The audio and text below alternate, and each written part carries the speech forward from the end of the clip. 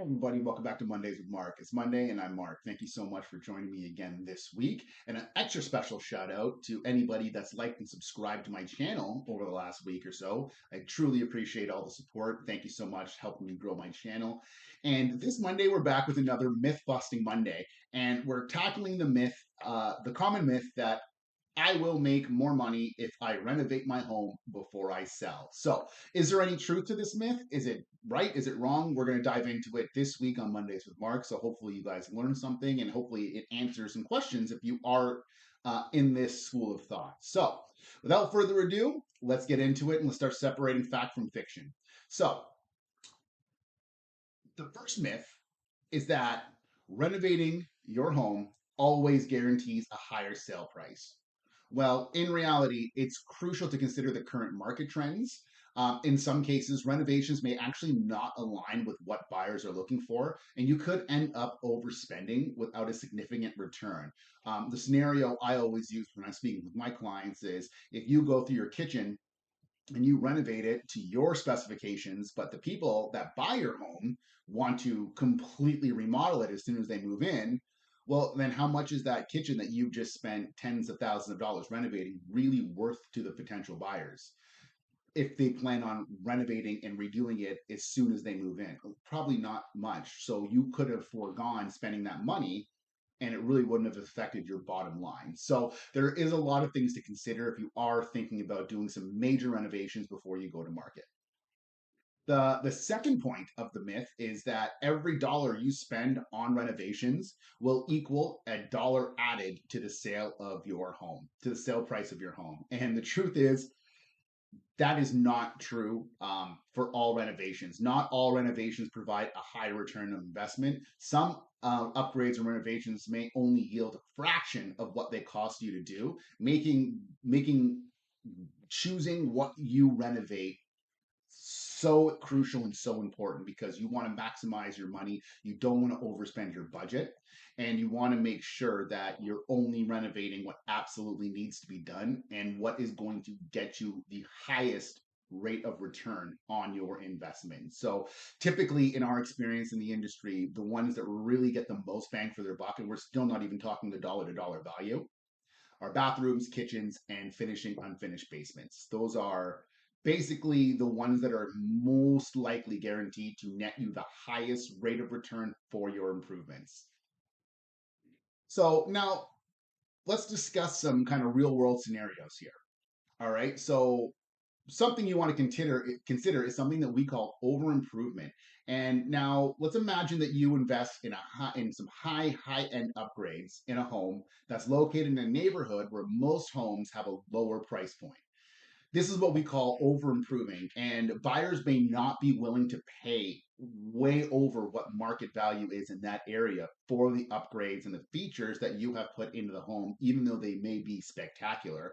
It's so far out of the norm for the area that you may end up shooting yourself in the foot and causing yourself some potential problems. So again, you want to be very, very specific about what you're doing. You want to take into consideration the market that you're in, the neighborhood you're in, the price point you're going for before you make those decisions to spend tens, if not hundreds of thousands of dollars renovating your home.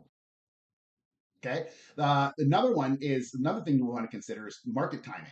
So obviously, as we always say, timing is key. And if you renovate your home during a buyer's market where and that is where the supply of homes exceeds the demand, then your renovated home may not stand out enough to fetch that premium high price that you're going for.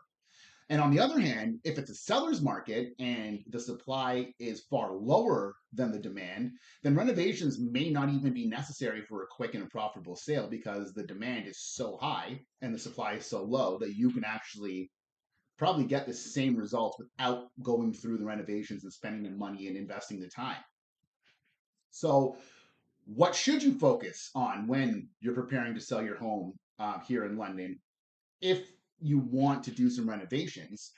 Well, rather than splurging and struggling to go through major renovations like kitchens, bathrooms, basements, you want to focus on more basic repairs and cleanliness, right? Fixing some leaky faucets, repainting a wall where the paint is peeling, fixing a bathroom fan that makes a weird noise, addressing the fence that's starting to sag in the backyard, really sprucing up the curb appeal of your home with some landscaping and some light, bright, colorful flowers and foliage. That actually may go a lot farther than massive renovations um, in really impacting the buyers that come through your home.